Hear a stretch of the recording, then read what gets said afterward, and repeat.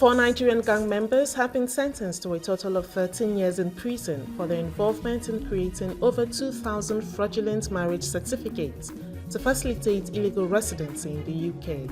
Hi, welcome to What's Happening, where we bring you the latest news from around the world. I am Frances Oti, and these are our top 10 stories countdown today.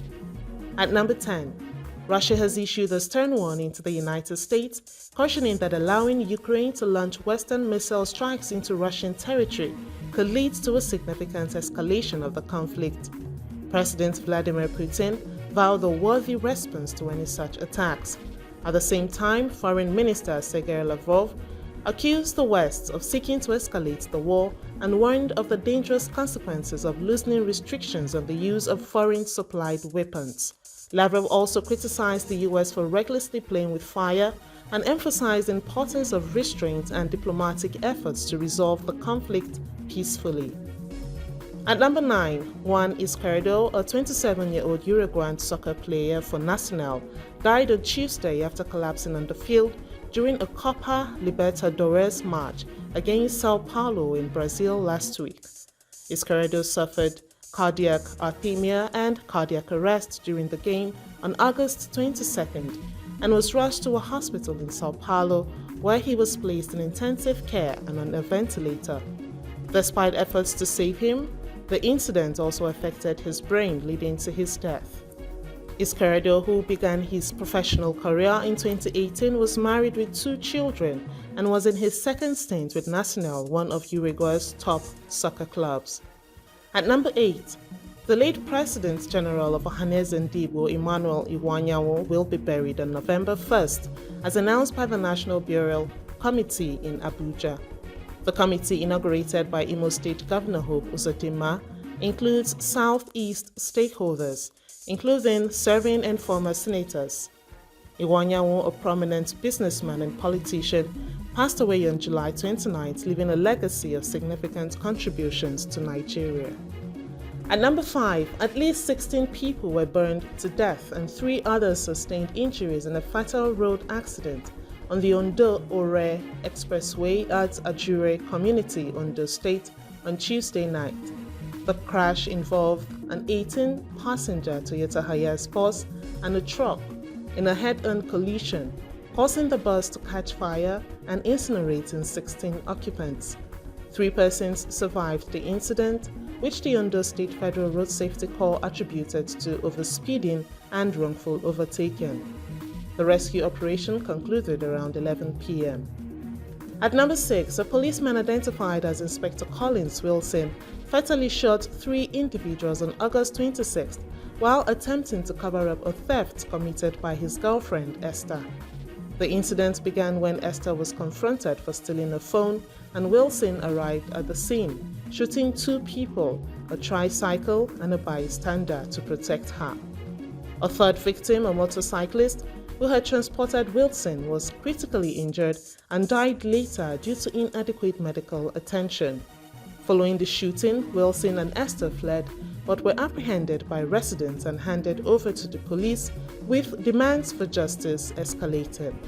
At number 5, Abdul Rashid Mohammed, a Nigerian Navy personnel, has been arrested for the murder of Aminu Ibrahim, the son of retired Vice Admiral I.I. Ibrahim. The Federal Capital Territory Commissioner of Police, Benneth Igwe, confirmed that Mohammed killed Aminu 2 weeks ago and stole his Prado SUV, which has since been recovered. Mohammed confessed to the crime, stating he killed Aminu to steal the vehicle while working as a security guard at the former Chief of Naval Staff's residence.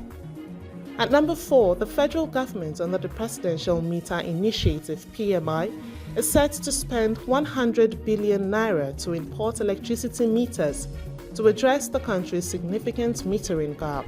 Minister of Power Adebayo Adelabu announced that the initiative is supported by both federal and state governments, with additional backing from the World Bank, which is contributing $200 million for the meter procurement.